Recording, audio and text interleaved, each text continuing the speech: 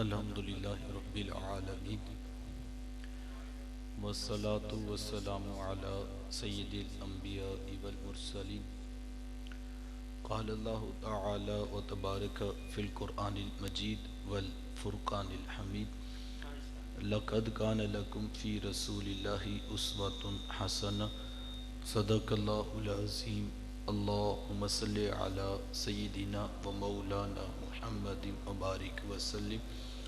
حمد و صلات کے بعد عزتوں کی مسند پر جلوہ فراز عالی مرتبت ذی وقار محترم محتشم علماء کرام اور واجب الاحترام ذوی الاحتشام برادران اسلام، السلام علیکم ورحمۃ اللہ وبرکاتہ۔ بتوفیق باری تعالیٰ مجھے اور آپ کو حضور علیہ السلام کے ذکر جمیل کی سعادت مندیاں نصیب ہو رہی ہیں۔ دعا ہے اللہ تعالیٰ میری اور آپ کی حاضری کا ایک ایک لمحہ قبول فرمائے اور قابل عمل باتوں پر توفیق عمل نصیب فرمائے۔ یہ نا آواز تھوڑی ڈبل ہو رہی ہے، ایک ساتھ ہی آواز بس، جزاک اللہ۔ یقیناً حضور علیہ السلام کا ذکر اہل ایمان کے لیے باعث تسکین ہے۔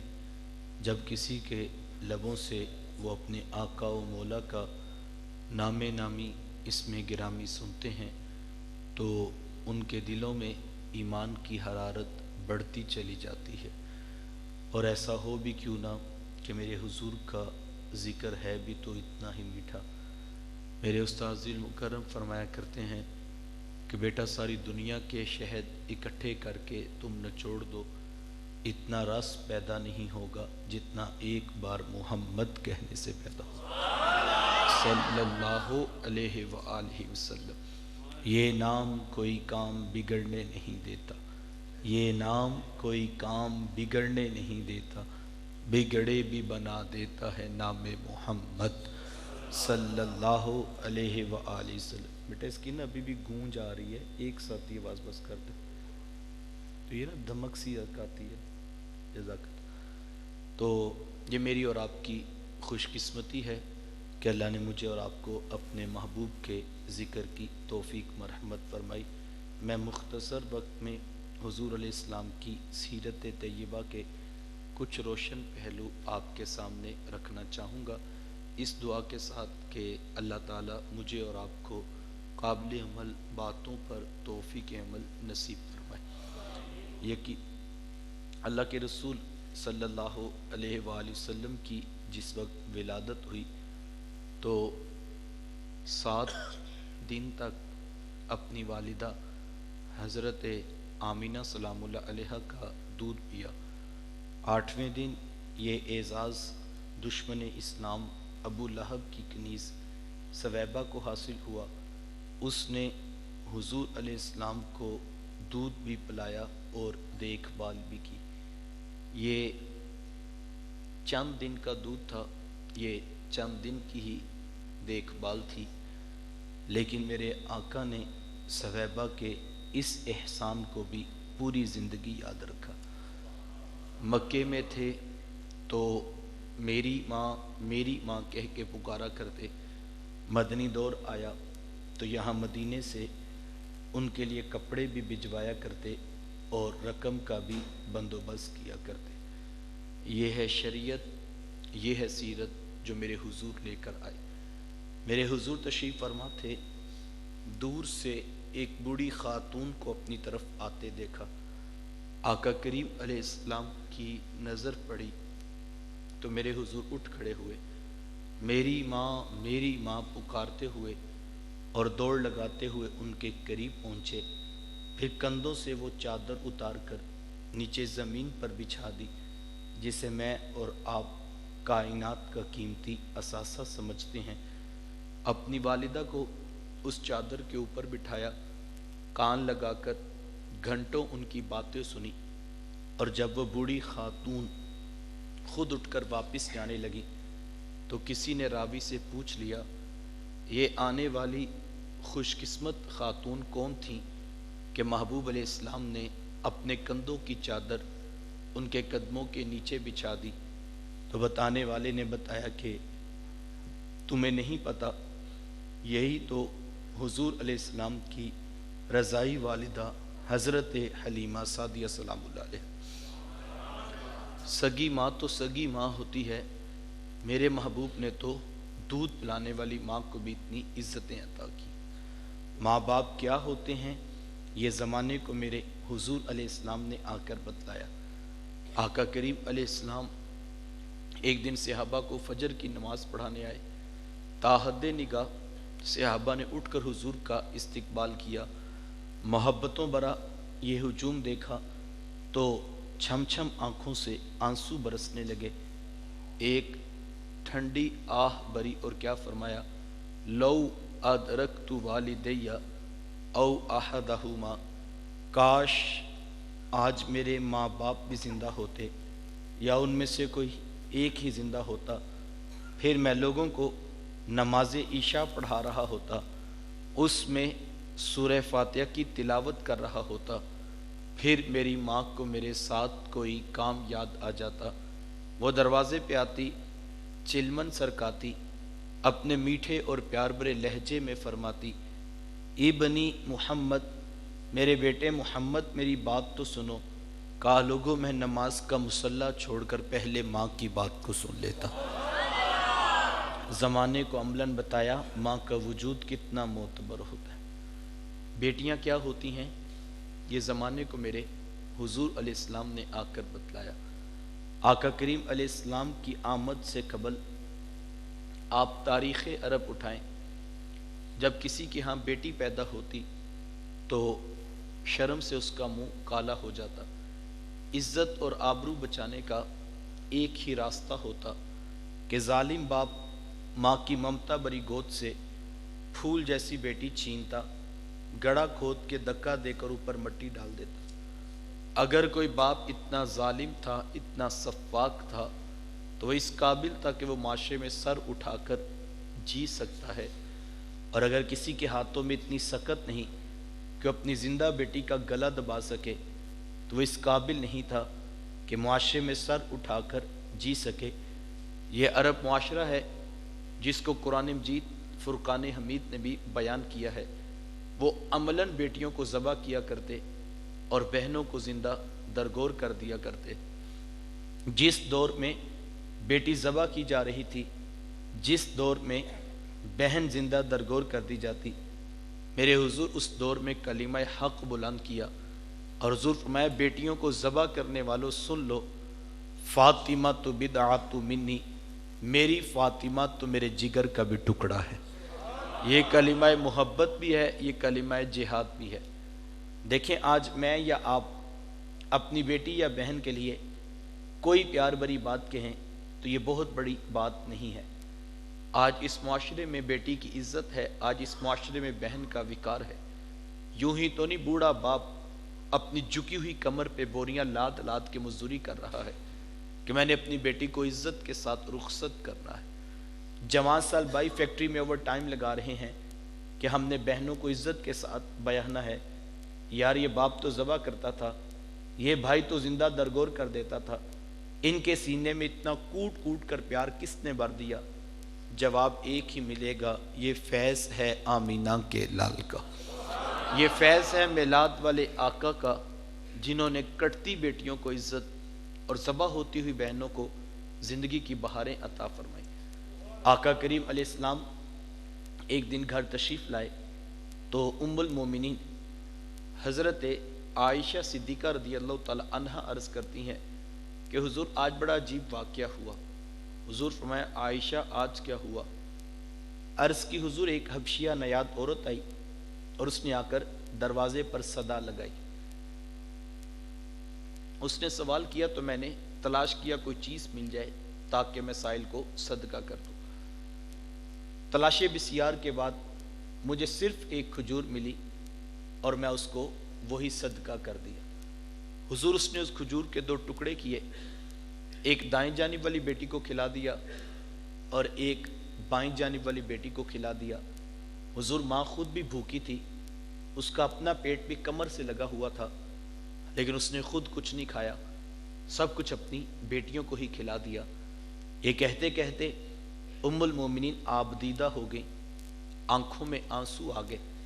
تو حضور فرمائے سنو عائشہ، اگر کل قیامت کے دن ان بچیوں کی ماں کو جہنم میں جانے کا حکم ہو گیا تو یہ بیٹیاں درمیان میں آڑ بن کے کھڑی ہو جائیں گی کہ مالک ہم تو اپنی ماں کو جہنم میں نہیں جانے دیں گے، اللہ ان بچیوں کی سفارش قبول کر کے ان کی ماں کو جنت عطا کرے گا۔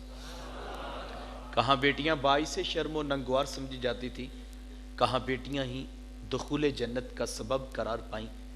خود فرمایا جس کو اللہ نے 2 بیٹیاں یا 2 بہنیں عطا کی، پھر اس نے ان کی پرورش کی، ان کی تربیت کی، یہاں تک کہ ان کا نکاح کر دیا، اور پھر پیچھے سے بھی اس نے خیر خبر رکھی، تو میرے حضور فرماتے اتنا خوش قسمت شخص ہے کل قیامت کے دن میرے اتنے قریب ہوگا جتنی یہ 2 انگلیاں آپس میں قریب ہیں۔ یہ اعزاز، یہ تکریم کس کو ملے گی؟ جس نے بیٹیوں سے وفا کی ہوگی۔ بہنیں کیا ہوتی ہیں یہ زمانے کو میرے محبوب علیہ السلام نے آ کر بتایا۔ آپ جانتے ہیں آقا کریم علیہ السلام کا نہ کوئی سگا بھائی تھا اور نہ کوئی سگی بہن۔ میرے حضور دودھ یتیم ہیں، لیکن جب رضاعت کا شرف عطا کرتے ہوئے میرے حضور حضرت حلیمہ سعدیہ سلام اللہ علیہا کے ہاں تشریف لے گئے، تو آپ جانتے ہیں کہ ان کی ایک بیٹی تھی جن کا نام شیمہ یا شیمہ بتایا جاتا ہے۔ وہ رشتے میں حضور علیہ السلام کی رضائی بہن لگتی تھی۔ قبیلہ بنو سعد کے رواج کے مطابق شام کو جب مائیں کھانا پکانے لگتی تو بہنیں اپنے بھائی گود میں اٹھاتی اور باہر کھلے میدان میں لے آتی۔ اب ہر بہن کی گود میں اس کا بھائی ہوتا اور وہ اپنے بھائی کے حسن کے قصیدے پڑھ رہی ہوتی۔ اگر کسی کے بھائی کا رنگ کالا ہوتا تو وہ کہتی رنگ کالا ہے تو کیا ہوا، میرے بھائی کے نقوش دیکھو کتنے خوبصورت ہیں، اس کی اٹھی ہوئی ناک، اس کی جھیل جیسی خوبصورت آنکھیں تو دیکھو کتنی پیاری لگتی ہیں۔ تو وہ نقوش کو معیار حسن قرار دیتی۔ اور اگر کسی کے بھائی کا رنگ گورا چٹا ہوتا تو وہ کہتی جناب رنگ نہیں تو کچھ نہیں، حسن تو ہوتے ہی سارا رنگت میں ہے، میرے بھائی کا رنگ دیکھو کتنا گورا چٹا ہے۔ تو یہ بحث مباحثہ چل رہا ہوتا اور کوئی بہن بھی ہار ماننے کو تیار نہ ہوتی۔ اتنے میں ایک سمت سے حضرت شیمہ اپنا ویر محمد اٹھا کے لے آتی اور کہتی ذرا میرے ویر کا مقابلہ بھی تو کرو نا۔ تو وہ کہتی نہیں نہیں شیمہ تیرے ویر کا مقابلہ تو نہیں نا، تیرا تو ساروں کا ہی سردار لگتا ہے۔ کتب میں آتا ہے حضرت شیمہ کا سر فخر سے بلند ہو جاتا اور وہ حضور علیہ السلام کو سینے سے چمٹا لیتی اور دعا دیتی ربنا اب کلانا محمدا، انشاءاللہ میرے ویر محمد کو نظر نہ لگے۔ آج میں دیکھ رہی ہوں بچوں کا سردار ہے، کل اپنی آنکھوں سے دیکھو جوانوں کا بھی سردار بنے۔ زندگی کے لیل و نہار گزرتے گئے، حضرت شیمہ کی شادی ہوگی۔ مدنی دور کی کہانی ہے۔ اتفاق یہ ہوا کہ جس قبیلے میں حضرت شیمہ کی شادی ہوئی تھی، حضور علیہ السلام کے صحابہ کی لڑائی اور جنگ اسی قبیلے کے ساتھ ہوئی۔ ان کے کچھ بندے قتل کر دیے اور کچھ کو قیدی بنا کر صحابہ اپنے ساتھ لے آئے۔ عرب کے رواج کے مطابق قیدیوں کو چھڑانے کے لیے قوم کے سردار فدیہ اور فنڈ اکٹھا کرنے نکلے۔ ہر دروازے پہ دستک دیتے اور فنڈ مانگتے۔ چلتے چلتے حضرت شیمہ کے دروازے پر بھی پہنچ گئے۔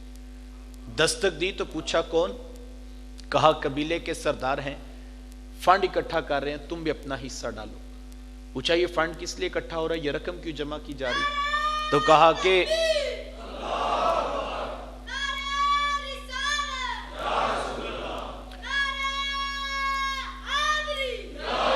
کہ فنڈ کیوں اکٹھا ہو رہا ہے؟ کہا کہ مدینے میں ایک شخص ہے، ادعائے نبوت رکھتا ہے، اس نے ہمارے لوگ پکڑ لیے ہیں، ہم نے اپنے قیدی چھڑانے۔ تو پوچھا کہ اس کا نام کیا ہے؟ کسی کی زبان سے بے ساختہ نکلا محمد صلی اللہ علیہ وآلہ وسلم۔ ایک عرصے کے بعد حضور علیہ السلام کا نام سنا تو آنکھوں میں آنسو آ گئے۔ کہا انہوں نے تمہارے بندے پکڑے ہیں؟ کہا ہاں انہوں نے ہمارے لوگ پکڑے ہیں۔ کہا پھر فنڈ اکٹھا کرنا چھوڑو، صرف مجھے ساتھ لے چلو۔ کہا تم کیا کرو گی؟ کہا تمہارے قیدی چھڑا کے لاؤں گی۔ کہا تم ان کو جانتی ہو؟ کہا ہاں ہاں، تمہیں نہیں پتا وہ میرے بچپن کے ویر اور بھائی لگتے ہیں، میں تمہارے قیدی چھڑا کے دکھاؤں۔ حضرت شیمہ قبیلے کے سرداروں کو ساتھ لیا اور حضور علیہ السلام کے خیمہ نوری کی طرف سفر شروع کیا۔ یہ وہ وقت تھا جب ادب کی آیات نازل ہو چکی تھی، خبردار میرے رسول کی آواز سے آواز بھی اونچی نہ کرنا، ورنہ زندگی کی ساری کمائی غارت کر کے رکھ دوں۔ صحابہ ننگی تلواروں سے در حبیب پہ پہرا دے رہے تھے۔ حضرت شیمہ اس خیال سے کہ میں تو اپنے بھائی کو ملنے جا رہی ہوں، جب آگے بڑھنا چاہا تو پہرے داروں نے تلواریں سونت دی۔ رک جا دیہاتی عورت، جانتی نہیں آگے کوچائے رسول ہے، آگے تو بغیر اجازت کے جبریل نہیں جا سکتے، تو کون ہے؟ روایت میں آتا جب راستہ روک دیا، تلواریں سونت دی، تو حضرت شیمہ نے ہاتھ سے تلوار کو جھٹک کے کہا خلو سبیلی وعلموا انا اخت نبیکم، کہا میری راہیں چھوڑ دو، جانتے نہیں میں تمہارے نبی کی باجی اور بہن لگتی ہوں۔ یہ آواز کانوں میں پڑی تو صحابہ کی آنکھوں پر پلکوں کی چلمنے آگے، نگاہیں نیچی کر لی، تلواریں پیچھے ہٹا لی۔ حضرت شیمہ پورے پروٹوکول سے حضور علیہ السلام کے خیمہ نوری میں داخل ہوئی۔ میرے حضور جب دور سے بہن کو آتے دیکھا، حضور اٹھ کر استقبال کیا، مرحبا خوش آمدید پیش کرتے ہوئے فرمایا میری بہن آج کدھر کو آنا ہوا؟ عرض کی حضور آپ کے بندوں نے ہمارے کچھ لوگ پکڑ لیے ہیں، میں ان قیدیوں کو چھڑانے کے لیے آئی ہوں۔ سنو بھائیو، اللہ کے رسول نے کیا ارشاد فرمایا؟ حضور میں میری بہن تو نے آنے کی زحمت کیوں گوارا کی؟ تو گھر بیٹھے بھی پیغام بھیج دیتی، میں محمد تیرے کہنے پہ ہی ساروں کو چھوڑ دیتا۔ زمانے کو بتایا دروازے پر بہن کا آنا کتنا معتبر ہے، پھر چاند جوڑے، کچھ گھوڑے، بہت سارا ساز و سامان لیا اور میرے حضور خود بہن کو چھوڑنے کے لیے دروازے تک تشریف لے آئے۔ صحابہ نگاہیں نیچی کے محبوب اسلام کے ادب میں کھڑے تھے کہ حضور فرمائے صحابہ میں جب بھی قیدی چھوڑتا ہوں پہلے تم سے مشورہ کرتا ہوں، آج پہلا موقع ہے میں قیدی بھی چھوڑ رہا ہوں اور میں نے مشورہ بھی نہیں کیا ہے۔ عرض کی اے بندہ نواز، آپ مالک کل کائنات ہیں، آپ جو چاہیں کریں، ہم کون ہوتے ہیں بھلا درمیان میں مشورہ دینے والے؟ لیکن حضور جی اتنا تو بتائیے آج کون سی خاص بات تھی کہ آپ نے مشورہ بھی ضروری نہیں سمجھا؟ حضور فرمائے صحابہ آج میرے دروازے پر میری بہن آ گئی تھی، اور جب بہنیں دروازے پہ آ جائیں اللہ کا رسول انہیں خالی نہیں موڑا کرتا۔ زمانے کو بہن کا رشتہ میرے محبوب کی دہلیز سے ملا ہے۔ توجہ چاہوں گا، جس دور میں بیٹی ذبح کی جا رہی تھی، جس دور پہ بہن زندہ درگور کر دی جاتی، جس دور میں ماں جیسا رشتہ بھی منڈیوں اور بازاروں میں بک جاتا، اس دور میں بیوی کی کیا حیثیت ہوگی؟ جبکہ آج کے اس تہذیب یافتہ دور میں بھی کچھ لوگ بیوی کو پاؤں کا جوتا خیال کرتے ہیں۔ یہ زمانہ جاہلیت کی باتیں ہیں۔ آقا کریم علیہ السلام نے ازواج مطہرات کے ساتھ جو حسن سلوک کی داستانیں رقم کی ہیں، زمانہ ان کی مثال نہیں لا سکتا۔ کسی کو میرے حضور حمیرہ کہہ کے پکارتے ہیں، کسی کے لیے بکری کا بچہ ذبح کرتے ہیں اور گوشت کے مختلف ٹکڑے ان کی سہیلیوں کے ہاں بیچتے ہیں۔ حضور کثرت کے ساتھ حضرت خدیجہ الکبریٰ رضی اللہ تعالیٰ عنہ کا ذکر کیا کرتے۔ حضرت سیدہ عائشہ صدیقہ رضی اللہ تعالیٰ عنہ فرماتی ہیں کہ میرا جو ان سے رشتہ تھا ایک دن میری زبان سے بے ساختہ نکل گیا کہ حضور اللہ نے آپ کو بہتر ازواج عطا کر دی ہیں اور آپ ابھی تک اس بوڑھی عورت کا ذکر نہیں چھوڑتے۔ فرماتے پھر حضور کے چہرے پہ جلال آ گیا اور حضور میں اے عائشہ مجھے خدیجہ کے بارے تکلیف نہ دو، جب پورے مکے نے میرا انکار کیا تھا ایک خدیجہ تھی جس نے میرا اقرار کیا تھا۔ کہا میں اسے کیسے بلا سکتا ہوں، جب زمانہ میری مخالفت کر رہا تھا خدیجہ میرے سے محبت کی، اس وقت بھی دعوے دار تھی۔ فرماتے پھر میں نے ہمیشہ محبتوں کا ہی اظہار کیا اور یہی حضرت خدیجہ الکبریٰ رضی اللہ تعالی عنہا ہیں۔ جب ان کا وقت آخر قریب آیا تو حضرت سیدہ فاطمہ الزہرا رضی اللہ تعالی عنہا کو بھیجا اور کہا بیٹا جاؤ جا کر حضور علیہ السلام سے چادر رحمت مانگ لو۔ سیدہ حاضر خدمت ہوئی اور آ کر عرض کی کہ میری والدہ چادر مانگ رہی۔ آقا کریم علیہ السلام نے چادر بھی اتار کر پیش کر دی اور ساتھ فرمایا بیٹا اپنی والدہ سے پوچھو یہ چادر کیا کرنی ہے۔ یہ کہتے کہتے میرے حضور بھی ساتھ تشریف لے آئے اور حضور میں خدیجہ تو نے چادر کیا کرنی ہے؟ عرض کی حضور مجھے جو بخار ہے لگتا یوں ہے کہ جان لیوا ثابت ہوگا، میری آرزو یہ ہے کہ مجھے کفن ملے تو آپ کی چادر رحمت میں ملے۔ یہ حضور علیہ السلام کی سیرت کا کتنا بڑا حوالہ ہے کہ بیوی آرزو کر رہی ہیں اگر مجھے شوہر کی چادر میں کفن مل جائے تو یہ رب کے حضور میری بخشش کی ضمانت ہوگی۔ حضور علیہ السلام نے چادر بھی اتار کر پیش کر دی اور ساتھ تاریخ ساز جملہ ارشاد فرمایا خدیجہ تو نے تو صرف چادر مانگی ہے، لو ارتی جلدی لآتیتکی، اگر تو مجھ محمد کی جلد بھی مانگتی میں وہ بھی اتار کے پیش کر دیتا۔ زمانے کو رشتوں کا تقدس میرے محبوب علیہ السلام کی دہلیز سے ملا۔ صاحبو یہ وہ محبتوں کا دین ہے، یہ وہ جوڑنے والی تعلیمات ہیں، یہ وہ خوبصورت شریعت ہے جو لے کر میرے حضور اس کائنات میں جلوہ فراز ہوئے۔ ہم نے حضور علیہ السلام کی آمد کی خوشی میں کمکمے روشن کیے، ہم نے چراغاں کیا، ہم نے راہوں میں پھول کلیاں پتیاں بچھائی، ہم مٹھائیاں بھی بانٹ رہے ہیں، ہم دیگیں بھی پکا رہے ہیں۔ یہ سب کام باعث برکت ہیں، میں ان کی نفی نہیں کرتا۔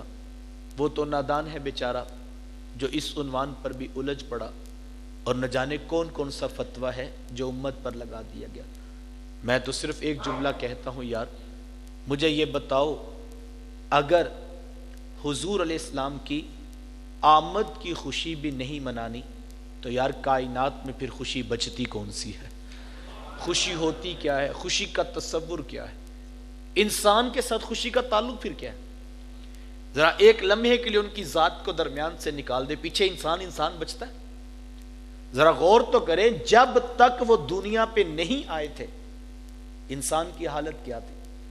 کبھی چاند، کبھی سورج، کبھی ستاروں کی پرستش کرتا تھا، کبھی حجر، کبھی شجر، کبھی پتھروں کو اپنا معبود سمجھتا تھا۔ اتنی رسوائی ہے اس انسان کی تاریخ میں کہ اپنے ہاتھوں سے مٹی کا بت بناتا، اس کے آگے اپنے ماتھے کو رکھ دیتا۔ اس انسان نے کسی دور میں سانپ، بچھو اور کیچوے کو بھی اپنا معبود سمجھا ہے۔ یہ انسان تو تھا دیکھنے میں، لیکن پیدا ہوتے بیٹی کو ماں کی گود سے چھین کے گڑھا کھود کے دفن کر دیا کرتا تھا۔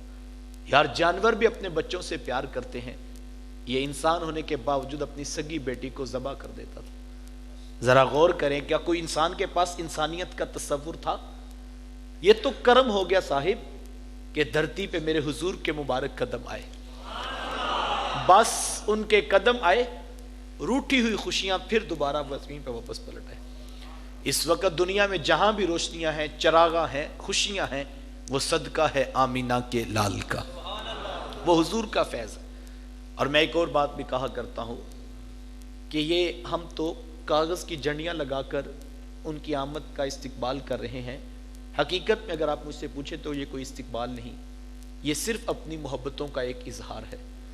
ذرا غور تو کریں، کاغذ کی جھنڈیاں بھی بھلا کوئی ان کا استقبال کریں گے؟ ذرا غور تو کریں، تشریف آوری کن کی ہے؟ جلوہ فراز کون ہو رہے ہیں؟ جناب آ وہ رہے ہیں، آمد ان کی ہے کہ جن کے پیچھے ایک نہیں، دو نہیں، تین نہیں، 1.25 لاکھ کے قریب نبی ہاتھ باندھ کے کھڑے ہو جاتے ہیں۔ ذرا غور تو کریں، آ کون رہے ہیں؟ تشریف آوری کن کی ہے؟ اللہ اکبر، یار آ وہ رہے ہیں جن کی ہاتھ کا اشارہ ہو تو چاند بھی ٹوٹ کے قدموں میں سلامی دیتا ہے، سورج پلٹ کے اثر کے وقت پہ آ جاتا ہے۔ اسڑیاں کھجوراں اگا جان دائے، او پتھراں تی کلمے پڑھا جان دائے، قطرے کو سمندر ذرے کو ستارہ کرتے ہیں، کونین کو خم آ جاتا ہے جب زلف سنوارا کرتے ہیں۔ تشریف وہ لا رہے ہیں کہ جو سیر کرنے کے لیے نکلے تو کم از کم رب کا عرش دیکھ کے پلٹا کرتے ہیں۔ اتنی بلند مرتبہ، اتنی عظمتوں کی حامل ذات تشریف لا رہی ہوں تو پھر مجھے بتاؤ کاغذ کی جھنڈیاں بھلا کوئی استقبال ہے؟ یہ مصنوعی کمکمے کوئی استقبال ہے؟ اور میں تو کہتا ہوں صاحب یہاں تو کاغذ کی جھنڈیوں کا بھی مسئلہ بن گیا، ہمارا تو بس نہیں چلتا ورنہ دل کاٹ کے محبوب کی راہوں میں ڈالتے۔ یہ کاغذ کی جھنڈیاں کیا ہوتی ہیں یار؟ یہ کاغذ کے پھول کیا ہوتے ہیں؟ میرے امام نے تو کہا تھا کروں تیرے نام پہ جاں فدا، نہ بس ایک جان 2 جہاں فدا، 2 جہاں سے بھی نہیں جی برا، کروں کیا کروڑوں جہاں نہیں ہے۔ اگر کروڑوں جہاں بھی اس محبوب کے قدموں پہ وارے جائیں تو پھر بھی حق کے شکر ادا نہیں ہوتا ہے. اور میں اور آپ کیا کاغذ کی جھنڈیاں لگا کے استقبال کریں؟ یہ تو ہم کمزور لوگوں کا اظہار محبت ہے. یار استقبال تو اس دن ہوا تھا جب حضور حضرت آمینہ کے آنگن میں جلوہ فراز ہوئے تھے. اللہ اکبر. سیدہ فرماتی ہیں اتنے نور، اتنے اجالے، اتنی روشنیاں برسی کہ میں بیٹھی مکے میں تھی، شام کے محلات بھی دیکھ رہی تھی. اللہ اکبر. اتنے غرب کے جانور، شرق کے جانور غرب کی طرف، غرب کے جانور شرق کی طرف دوڑ لگا رہے تھے. ایک دوسرے سے ملاقات کر کے کہہ رہے تھے مبارک ہو آمینہ کے گھر مصطفیٰ تشریف لے آئے. استقبال تو اس دن ہو رہا تھا جب آواز آتی بخن بخن قبض محمد، مبارک ہو پوری دھرتی پہ محمد عربی کا قبضہ ہو گیا. یار استقبال تو اس دن ہو رہا تھا جب انسان تو انسان، جانور تو جانور جو ہے وہ مٹی کے بنے ہوئے بت بھی بت قدوں میں اوندے منہ گر رہے تھے اور شکر کا کلمہ پڑھ رہے تھے. مالک تیرا شکر ہے ہماری جان چھوٹ گئی، اب تیرے بندوں کی پیشانی تیری دہلیز پہ جھکے گی. تو استقبال تو اس دن ہوا تھا. تو یہ محبتوں کے رنگ ہیں، ان کی نفی نہیں ہے. لیکن میں ایک بات کہنا چاہوں گا، یہ کمکمیں، یہ روشنیاں، یہ چراغاں، یہ پھول، یہ کلیاں، یہ مٹھائیاں، یہ دیگیں، یہ سب باعث سے برکت ہے بیٹا. لیکن یاد رکھنا یہ سب کچھ آغاز سفر ہے، یہ منزل نہیں ہے. منزل میرے حضور کی ذات ہے، منزل میرے محبوب کا پیغام ہے، منزل ان کا اسوہ نور ہے. بڑا نادان ہوگا نا وہ بیچارہ جو آغاز میں جھنڈیوں پہ الجھ پڑا، اس کو پتہ ہی نہ لگا یہ تو صرف آغاز کی چند جھنڈیاں ہیں، منزل ذات رسول ہے، منزل اسوہ رسول ہے، منزل پیغام رسول ہے. وہ تو نادان ہوگا جو جھنڈیوں پہ الجھ پڑا. اب میرا دوسرا سوال ہے، وہ بھی کوئی اتنا عقل مند نہیں ہوگا جو ساری رات جھنڈیاں ٹانگتا رہا اور جب فجر کے وقت محبوب کی آنکھوں کی ٹھنڈک کا سامان کرنے کی باری آئی اس کی آنکھ ہی نہ کھلی؟ تو وہ بھی تو کوئی عقل مند نہیں جس کو نماز کا سجدہ ہی میسر نہ آیا. اس کے گھر میں کمکمے تھے، روشنیاں تھیں، چراغا تھا، جھنڈیاں لگی تھی، جھنڈے نصب تھے، محبوب کا نام جری حروف میں اس کے گھر کی منزل پہ لکھا تھا، لیکن وہ کبھی مسجد میں دکھائی نہیں دیا. اس کے گھر میں کبھی مصلی صبح نہیں بچھا. تو اس گھر کی تو جھنڈیاں بھی پوچھ رہی ہوں گی کہ صاحب تو کیسا عاشق رسول ہے، محبوب کی آنکھوں کو ٹھنڈ ہی کبھی نہیں پہنچائی تو نے. حضور نے فرمایا تھا نا میری آنکھوں کی ٹھنڈک ہے نماز. جس کام سے حضور کو، عاشق کو تو پھر چاہ چڑھ جانا چاہیے نا. محبوب کو جو کام اچھا لگے اور محبوب اس سے خوش ہوں، محبوب اس سے راضی ہوں، اور عاشق کی آنکھ ہی نہ کھلے، یہ کیسے ہو سکتا ہے؟ عشق کو مہمیز لگائیے، ذات رسالت مآب صلی اللہ علیہ وسلم کے ہر حکم کو ترجیح دیجیے. آقا کریم علیہ السلام نے آخری وصیت امت کے نام جو کی تھی وہ یہ تھی، لوگو نماز، لوگو نماز، لوگو نماز، نماز نہ چھوڑنا، نماز نہ چھوڑنا، نماز نہ چھوڑنا. میرا وقت سمٹ گیا، میں آخری بات پہ بھرپور توجہ چاہوں گا.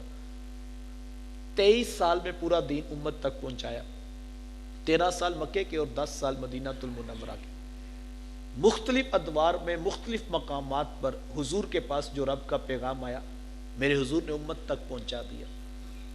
آخری لمحے پورا دین میرے حضور کے سامنے تھا.